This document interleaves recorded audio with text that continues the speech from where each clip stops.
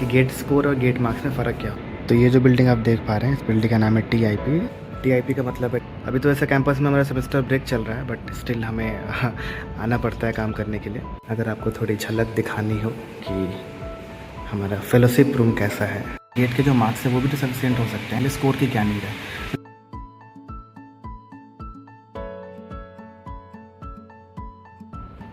नमस्ते एवरीवन। तो आज दिन है बुधवार और तारीख है 12 मार्च।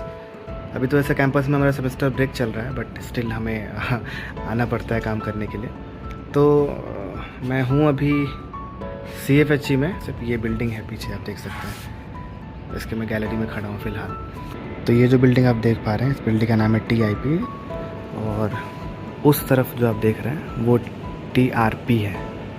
TIP का मतलब है technology innovation park, and TRP का मतलब है टेक्नोलॉजी रिसर्च पार्क। फ़िलहाल तो मैं TIP बिल्डिंग में हूँ, और TIP बिल्डिंग के 4th फ्लोर पे हमारा CFHE है। इसी के अंदर हम लोग बैठ के काम करते हैं, हमारे जितने भी बैचमेट्स हैं। अगर आपको थोड़ी झलक दिखानी हो कि हमारा फेलोशिप रूम कैसा है, तो ये हमारा फेलोशिप रूम है। ये जो टेबल चेयर से यहाँ पे हम बैठते हैं। हमारे बैच में 12 बच्चे हैं, तो 12 बच्चों के लिए सफिशिएंट प्लेस है इस तरफ। और वहाँ पे विद्या मैम बैठती हैं, जो हमारी फेलोशिप मैनेजर है। फ़िलहाल मैं यहाँ पे बैठ रहा हूँ इस प्लेस पे, और यहाँ से नज़ारे भी काफ़ी अच्छे हैं। ये देखिए, एक बार वो TRP बिल्डिंग है। उस तरफ कन्वेंशन सेंटर है, ये कन्वेंशन सेंटर। उसके पीछे अगर आप थोड़ा देख पाएँ तो वो गेस्ट हाउस है, इंटरनेशनल गेस्ट हाउस। ये है फैकल्टी टावर, एंड ये वाली जो बिल्डिंग्स है ये स्टाफ टावर है।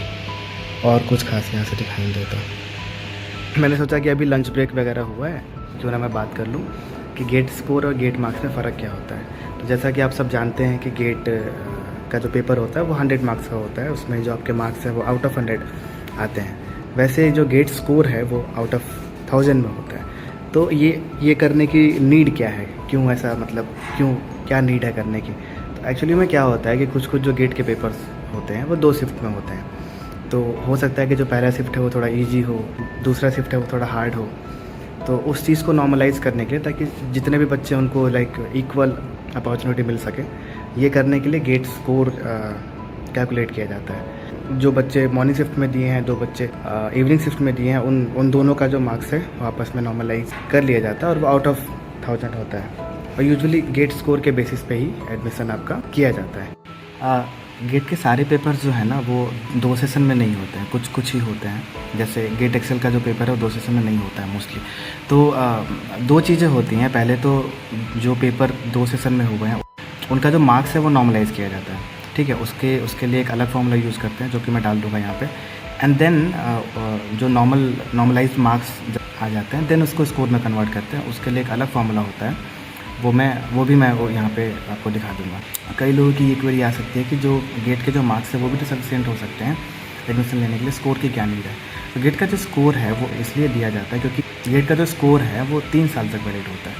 इसलिए वो ज़रूरी है कि नॉर्मलाइज किया जाए, क्योंकि जो बच्चा 2 साल पहले गेट दिया है वो आज एडमिशन लेने के लिए एलिजिबल है। जो बच्चा आज दिया है वो तो है ही। तो दोनों के बीच में ज़्यादा डिफरेंसेस ना हो, दोनों के डिफ़िकल्टी लेवल में, अगर दोनों के साथ कोई इनजस्टिस ना हो, इसलिए स्कोर कैलकुलेट करना या फिर स्कोर के थ्रू नॉर्मलाइज करना ज़रूरी रहता है।